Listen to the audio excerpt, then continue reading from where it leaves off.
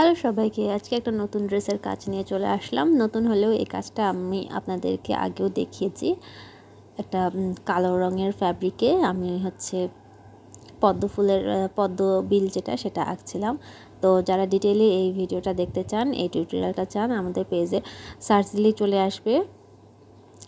তো এটা আমি একটু টানে দেখালাম। এটা ছিল ইয়োকের কাজটা। তো এটাও একটা সেমি মসলিন ফ্যাব্রিক।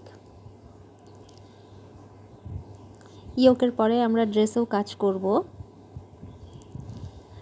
এটা হচ্ছে ইয়োকের ফাইনাল লুক যেটা।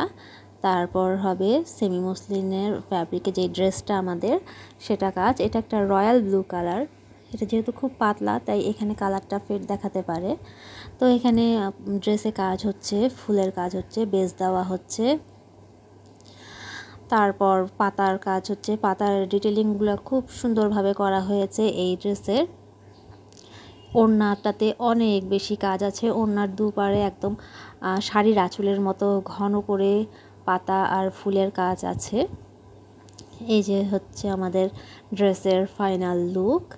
এটা যেটা দেখছেন এটা ওড়না। তারপর ড্রেসের স্লিভে কাজ আছে।